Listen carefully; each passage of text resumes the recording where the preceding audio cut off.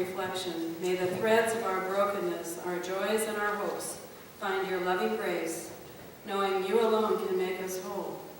Amen. Good morning. Good morning.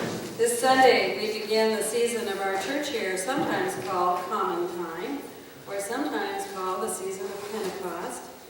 Some of us just call it summer. Although liturgically speaking, it lasts from now until Advent begins in December, thus spanning 3 whole seasons of our year. It is the green season, and it's nice to wear this beautiful stole that Sue Clary handcrafted for me.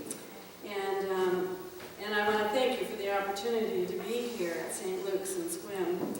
I've come up many times, and this is my first opportunity to worship with you.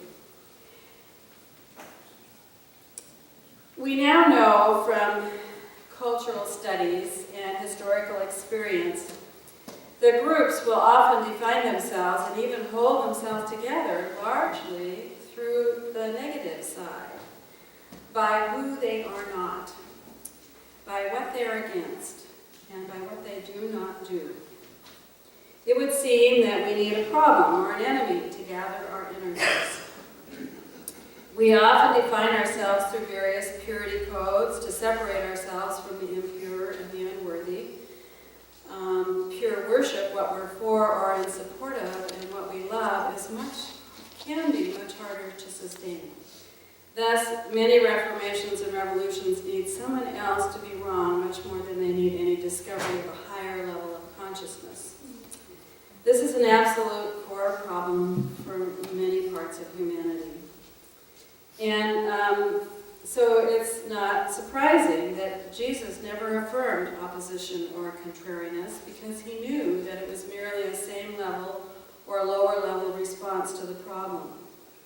Eventually, new groups would form and be infected by a kind of hubris and oppositional energy, or energy toward something good, but many times that gets lost when we encounter other or negative. So I want to bring us more into today's world, and there are always groups of people trying to pull us into a more whole notion of being church, and one of those current areas is the emergent Christianity movement.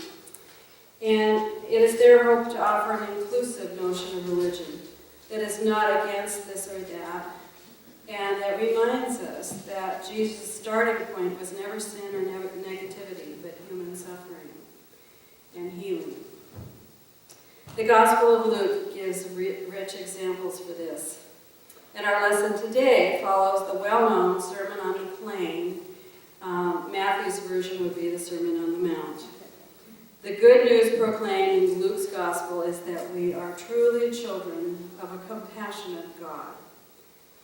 Luke uncovers the content of Jesus' teaching to include an ethic so outrageous, so countercultural, so forgiving, so non-judgmental, and so non-retaliatory, so liberating that only a compassionate God could incarnate and empower such behavior. The Sermon on the Plain is delivered after Jesus comes down off the mountain to a level patch of ground. He is prepared to address a large crowd of his disciples, as well as a great multitude of the people who already know much of his teachings and have heard about him. We could liken this, as I was writing this, I would liken this a little bit to the bishop's address at convention. People came invited. People came knowing the person who would be speaking.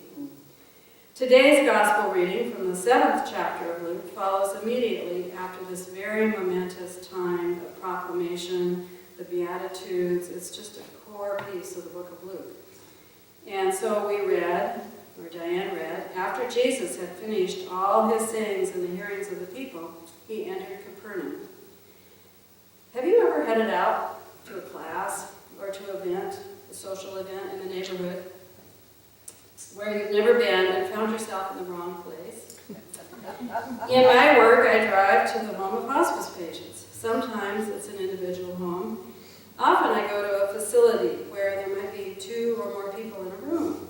And even with room numbers, well-marked spaces, all kinds of information, I have been known to sit down and strike up a wonderful conversation with an individual only to have this creeping wonderment and intuitive sense, I'm not visiting the person I came to see. What makes this air all the more amazing is the gracious welcome and hospitality offered me by the person I just met. The gospel lectionary text for this week might be described as a story of unexpected guests and God's surprising graciousness. In today's gospel, the centurion and his slave receive hospitality, though none was required or even expected in the circumstance. The centurion of the Roman army heard that Jesus was coming, and his reputation must have preceded him. The centurion was an outsider who would not have received an invitation to party with Jesus. Yet he had a particular dilemma. One of his servants, a favored slave, was quite ill. Not so bold as to walk directly into Jesus' room uninvited, he sent word through the Jewish elders that he would like to have Jesus come and heal this very important member of his household. When Jesus heard this, he was amazed, and turning to the crowd that followed him, he said, I tell you, not even in Israel have I found such faith. When those who had been sent returned to the house, they found the slave in good health. Jesus turned on its head the prevailing understanding of who was invited to the welcome table.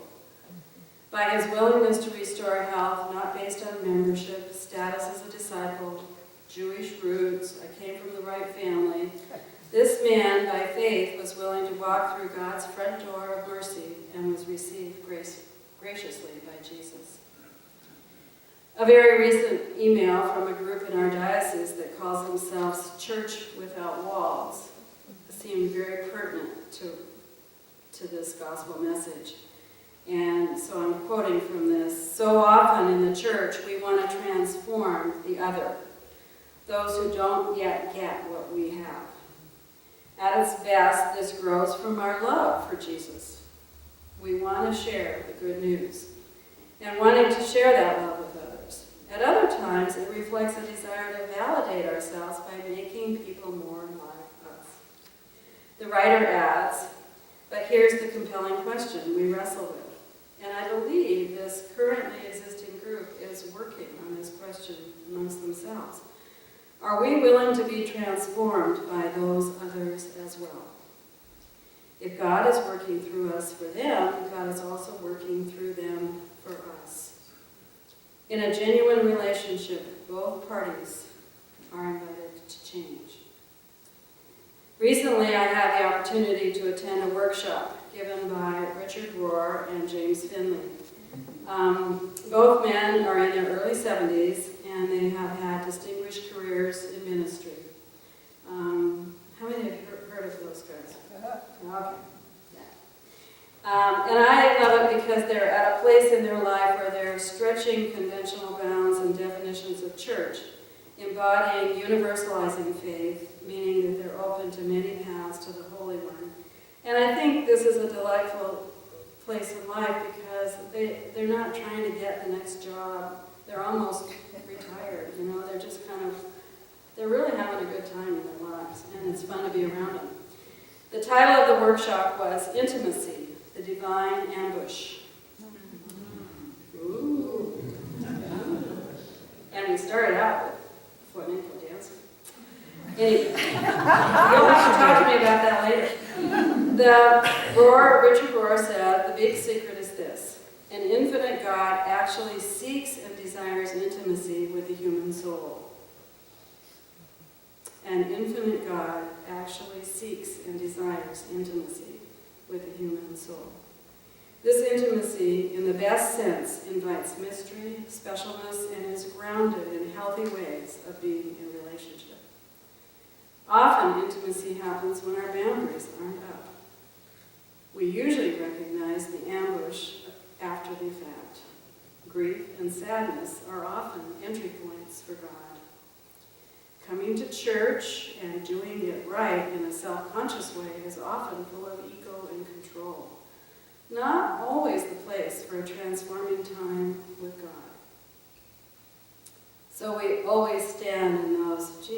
sometimes I had a very spiritual experience in the grocery store. They don't all happen right here.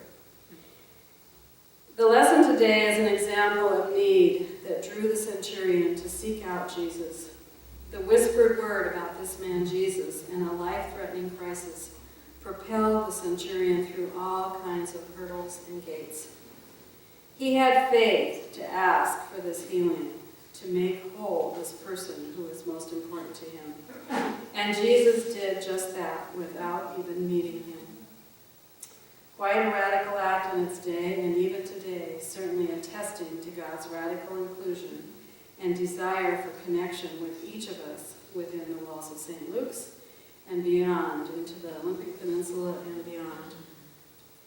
The takeaway for me is this. Yes, I do stop and wonder about the one I do not know. The one who surprises me. Maybe the one who scares me. And when I'm honest, I understand and accept what Jesus was preaching. There is no scarcity to God's grace. Healing and wholeness of others can be a link to my wholeness and healing. And yet, that question is rather haunting. Are we willing to be transformed by other? Am I willing to be transformed by other? The charism for hospitality at St. Luke's is very strong. St. Luke's is the right place for this question to find authentic resonance as you understand the essence of belonging, inclusion, and openness to God's intimacy. So I invite you to ponder this day the soul-stirring grace that God's hospitality has already brought into your life. This is just the place where inclusion and acceptance can be the norm, and the human tendency to define by negatives can be transformed. So I invite you, continue to be a people testifying to a compassionate God.